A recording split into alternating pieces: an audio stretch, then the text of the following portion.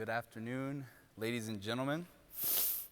So I'm here to talk to you today about chasing your dreams or achieving them and the cliche of dreaming big in today's society. So right away, you might be asking yourselves, what is he referring to? There's a cliche that exists with dreaming big in today's society. What I'm referring to is the fact that your educational institutions, your parents, your peers, everyone has been telling you since you were a child that if you dream of becoming a president, you can become a president. If you want to be an NFL player, you can become an NFL player. If you want to be a rocket scientist, you can be a rocket scientist. You can do anything and become successful as long as you dream of doing it. Unfortunately, I'm here to tell you, it's a great image, that is simply not the case, because that's leaving out one essential element of chasing a big esoteric dream. The fact of the matter is that you have to work extremely hard on a day-by-day basis in order to achieve your dream. It is going to be a step-by-step systematic struggle in order to achieve your dream. I know about this firsthand because of my childhood experience. As a child, I was overweight during all my childhood. And, I was the class clown in order to kind of play off the self-esteem issues that I faced. I was the guy in class that would turn to you and be like, "How you doing?" I was that guy. So, but once I started getting older and I approached the end of high school, 14 to 17, it really started striking me how uncomfortable it made me to be overweight.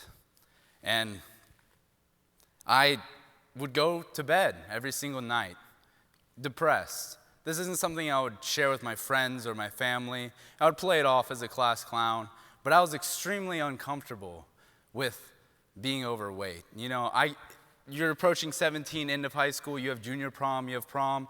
You can't go with the girl that you want to go with because she doesn't find you attractive. And skater boy Jeff, he has the hair, he has the thin frame. He's gonna get her to go instead of me. That's just the fact of the matter. And so it wasn't until I stopped dreaming and planning and started doing that I achieved my dream. I stopped just planning that one day I'm gonna start running. No, I started going to the gym 5 times a week. I came here to VCU and I started to just track all of my calories, my protein, my fat, my carbohydrates. I didn't drink any alcohol. I didn't go with that freshman experience that most people did. I biked 2 miles to campus and back every single day. I went to my classes, I went home, I made sure I could sleep for 8 hours. And then people started noticing the changes that I was having. They would ask me for advice. And then I went on, I kept this doing mindset. I developed my own business by the age of 19. I have an online personal training business, Kevin G Fitness. Now I'm helping people all over the world achieve their dream physiques. But during this time, where everything seemed to be going well, there were still hardships. My family would face grief. I would go through bouts of depression. Something that affected me deeply was a college relationship that didn't go well. And the reality of the situation is that you have to overcome these things when you're pursuing your dream as well. And there was one real defining moment. I was actually in the shower, and it's just a hot shower, and it's pouring down on me for 20 minutes. My skin is going completely numb, and I'm just depressed. I feel lifeless. And I get out of the shower, I look at the mirror, and I'm looking at myself, and I'm just looking for 10, 15, 20 seconds. And I'm just looking at this lifeless face staring back at me. Even though everything's going great in my life at the time, I'm making good grades, I have good other relationships, this just had devastated me so deeply. It was rock bottom. And then something funny happened. I'm looking at this depressed face, and then I just start laughing. I start laughing hysterically because it dawns upon me that I'm the one that controls whether or not I'm gonna have a good day. All of us, we are the ones that define if negative impacts are gonna have a good or a bad impact on your life. It's your mentality. Your mind is a battleground. Nobody can affect whether or not you're gonna have a good day but yourself and your own mind. This is when growth takes place. And I discovered This clicker isn't working, sorry.